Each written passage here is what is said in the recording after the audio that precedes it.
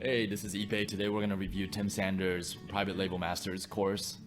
For us, this is the best high-end Amazon course that we have reviewed, and we're going to get into why we like it better than Amazing Selling Machine. Both of these courses have a hefty price tag at $5,000, but it's worth it considering all the pros that we're going to go into. So we're going to cover pros and cons. We're going to also cover how it compares with more reputable, famous courses like Amazing Selling Machine. We're also going to go into, is Amazon FBA still profitable today?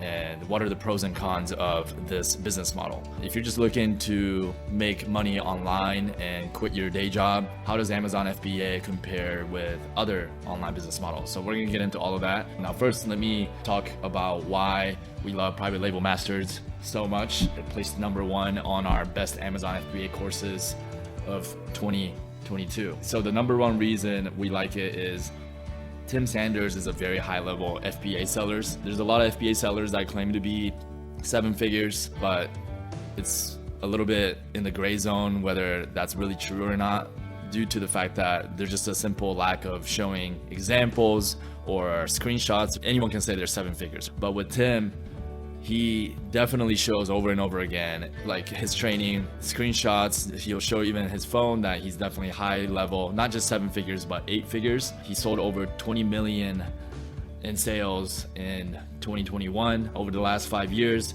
he's done over 60 million in sales. He has launched over 120 products.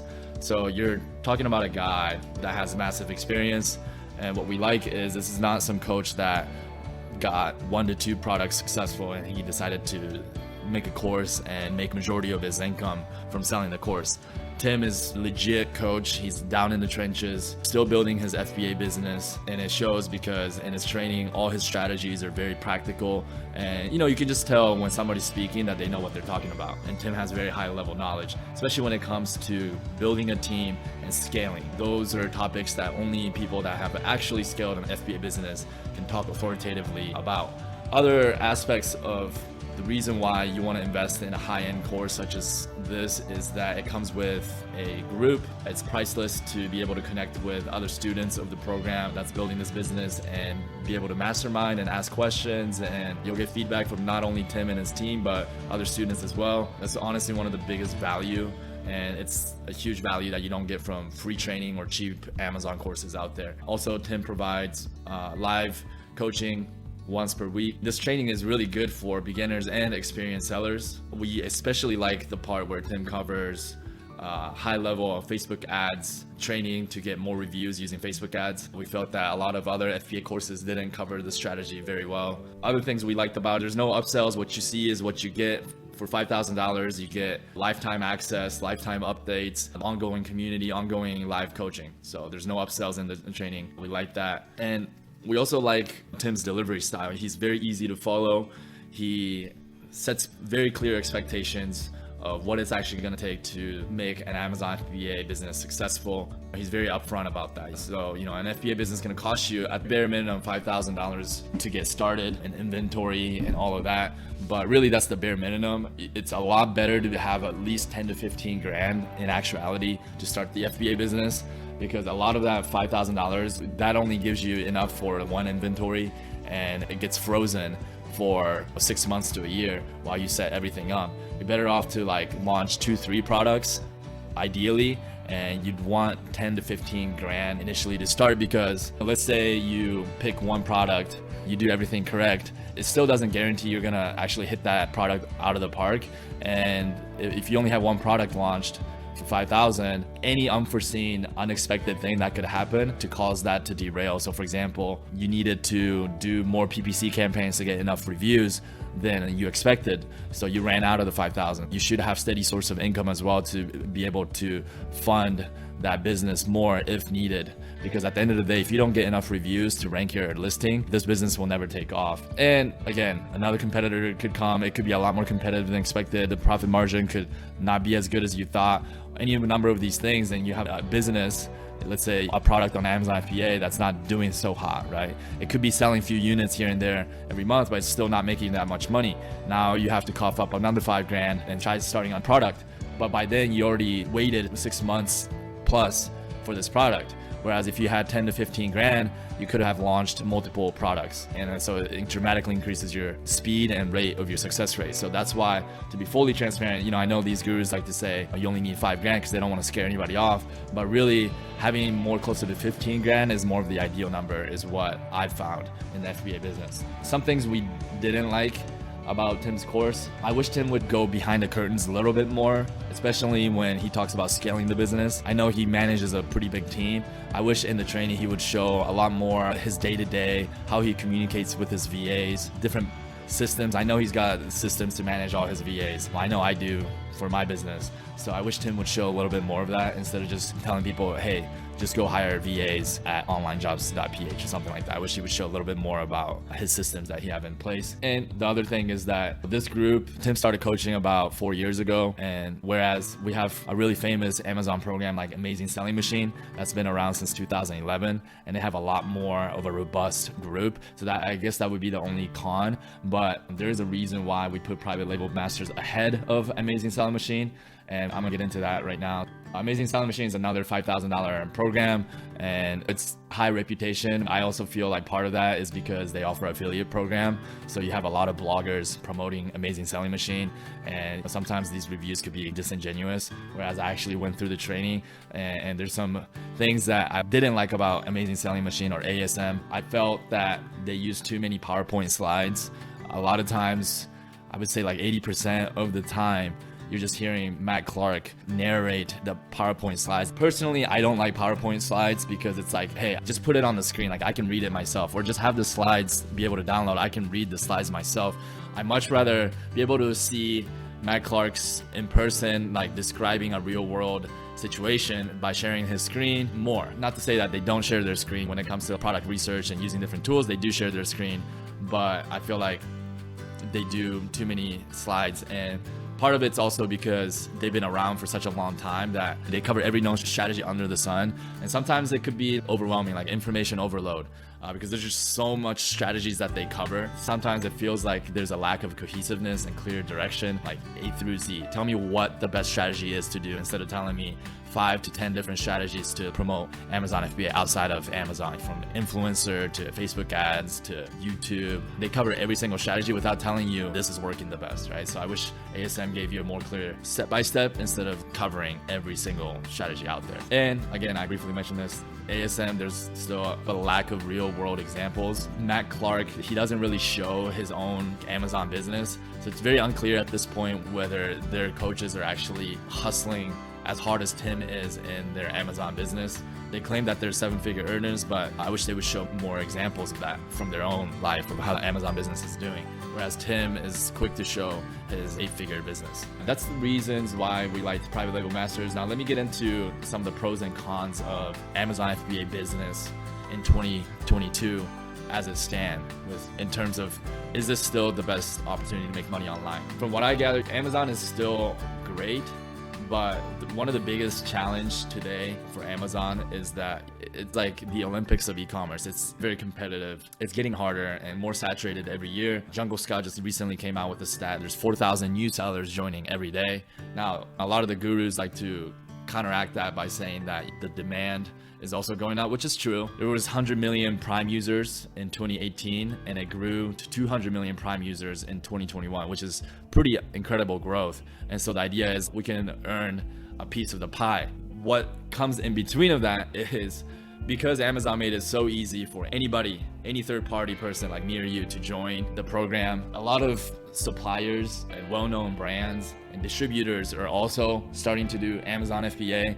And it's just across the board making everything a lot more competitive, because these suppliers and distributors that have decades worth of connections with these suppliers, because they've been in the B2B kind of commerce industry for a long time, a lot of these people have those connections and extra advantage over you where they can get products for much cheaper. And if a supplier starts dropshipping to Amazon, it's almost impossible to compete with their prices because they don't have any middleman. And also brands as well are joining FBA. If it's a well-known brand in a particular niche, a well-known brand can dominate the entire niche, and so it could make that one product category like impossible to compete in. Amazon FBA has always been, for people like me and you, has always been trying to find the lowest hanging fruit, trying to find markets where there's not that much competition, but that's becoming harder to find, and the profit margins are also going down because of these distributors. Now, the cool thing is what can give you a competitive advantage is that you can master creating brands and private label and bundling different products together, even contacting suppliers and asking for innovation on a product. That can certainly put you ahead of the curve. And to be fair, there's still a lot of product categories where the listing is not as optimized. There's people still using like really poor images. So there's room for improvement there. But the biggest misconception I would say is that people think that they can find one winning product or 2-3 winning products, and then they can have this passive income that'll last them years and years to come. That might have been true 3-4 years ago, but that's less and less the case today in 2022. You find one winning product and sometimes it could last you half a year, and then you have competitors coming in and duplicating what you've done, the innovations that you've done, and then your margins dwindle to nothing. That can be really frustrating because you spent all that work, all that time, like 6 months to a year to create this product, get this listing up there, and it doesn't last you even a year worth of profits. And remember, profit margins are 15% to 30% at best, because Amazon also takes a fat 25%-ish fee to do the FBA for you. When all of that's considered, FBA takes a full-time dedicated effort and focus. I know a lot of gurus out there like to paint this picture that it's easy, anyone can jump into it for $5,000 and change their lives, but I think that's one of the biggest issues, to not have the right expectation. Because if you have that kind of expectation, like it'll be quick, don't get me wrong, they're going to use hype to try to sell their courses, so it comes with the territory. But if you have that kind of expectation and you realize it's taking way longer than you expected, you're setting yourself up for failure. In business, what I found is that things can take 3 to 5 times longer than you expected, and there's a lot more hurdles along the way. And I think for the most part, Tim Sanders have done a really good job. Of course, he's going to use some hype, but putting some ground rules out there and expectations, like it's going to take time. Remember, in the last 4 years, Tim Sanders has launched, 4 to 5 years, he has launched like 120 products. Are all of those products still up there on Amazon making him money? No. A lot of those were failed launches. A lot of those launches made money for him for maybe even a few months, and it dwindled to nothing, right? So it's a constant grind of launching new products and not be so attached to it and just continue to launch. At the end of the day, when we're talking about $5,000 to $8,000 to launch a product, that's peanuts compared to what real businesses spend or invest to start their business. So it's like, the name of the game is it's a numbers game. You have to keep launching products, keep trying different things. You're gonna fail on most of your launches, right? 70% you'll probably fail, but the 30% that will succeed will more than enough make up for it. But you gotta be ready for that. You gotta expect to fail some of these product launches. That's why I always say $5,000 is not enough. You should have 10 to 15,000 to play with FBA, and even if you were to lose 15,000, it's not gonna ruin your life, because the people that don't quit, that keep learning, that keep trying, that keep launching products, that's the way to guarantee success. Now, that's not something that a lot of people want to hear, and a lot of coaches don't want to talk about it because they don't want to scare people off.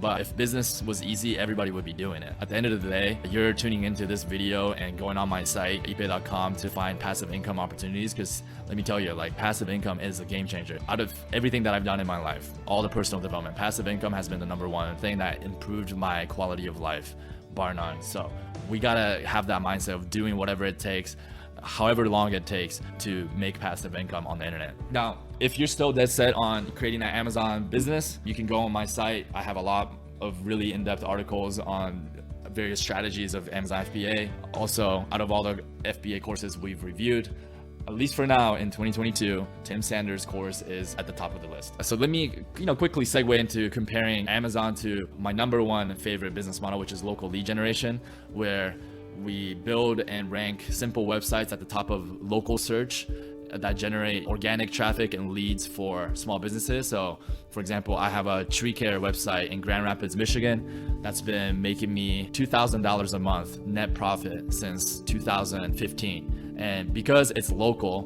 right, it's not as competitive like Amazon. It's not like the Olympics of e-commerce. There's only 200,000 people in Grand Rapids, Michigan, and then there's only 10 tree care companies.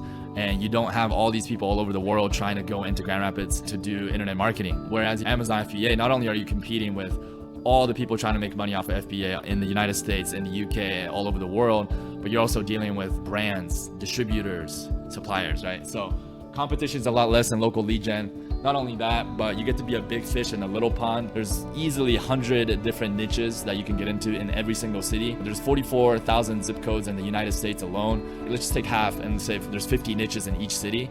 If we multiply the two, you get like over 2 million different market opportunities to go in and dominate. Also, ranking a website in Google is a lot more predictable than ranking an Amazon product listing, which heavily relies on Amazon user reviews.